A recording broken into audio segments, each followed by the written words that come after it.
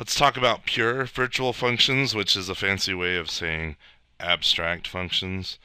That word abstract, for whatever reason, I struggled with that a long time, trying to understand what abstract really meant, because no pun intended, the word abstract was a little abstract for me.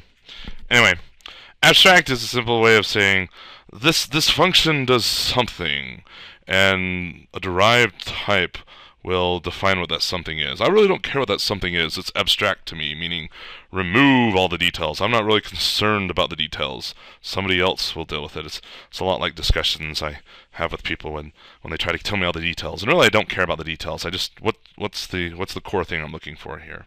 Anyway, foo, this is not an abstract function or a pure virtual function. The way we denote abstract or pure virtual functions in C++ is with this equals 0 syntax. There's nothing special about 0. In fact, there's nothing special about the equals. It's just a flag to the parser, which is part of the compiler. Well, it's a flag to the compiler saying, hey, this thing doesn't have a body. Somebody else has to define it. Notice when I did the equals 0 there, meaning make it abstract, that I got a reg squiggly here. It's saying, hey, error, object of abstract class type base is not allowed. So, as with all abstract functions, if I have a type that has a function that's declared as abstract, somebody has to implement it. And if I have at least one abstract function, or function without a body, I cannot instantiate that type. Which makes sense, because what if I turned around here and I said base.foo? Well, at that point it's like, well, it's got to execute foo, but foo has no body, so... Anyway, so we can make another struct or class here, struct, and let's call it derived. I'm going to put public here, which I don't know if I've mentioned in previous videos, but I always put public here. Yes, there is private. Yes, there's a whole bunch of different rules regarding it. And I think this is a dark corner of C++. I just avoid it. It's not useful. So I'll always put public there, and everything works as you would expect, or as you have experienced from other languages. So let's do void foo here.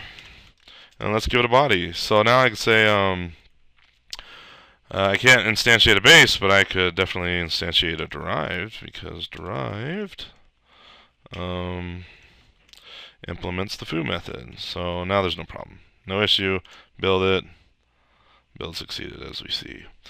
A few caveats.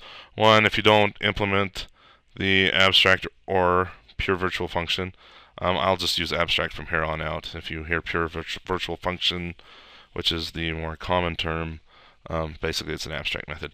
Anyway, if I don't implement that method, all of a sudden derived is now abstract, because it has an abstract function in it. So notice we get the error here. Error, object of abstract class type derived is not allowed. Cannot instantiate it.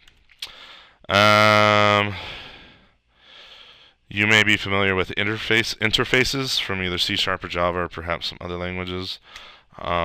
C++ has no concept of interface, i.e., I mean the word interface is not a keyword in C++. So the way we make an interface in C++ is simple. If you think about it, an interface in Java or C# it's basically a class with no data members and all abstract functions. So the way you would do that in C++ is simply by following a convention. You would not have any data members, and then all functions would be pure virtual, i.e. abstract. So foo and foop and da da da da. Anyway, so this is now an interface, and derived has to implement all these functions in order for me to be able to instantiate it.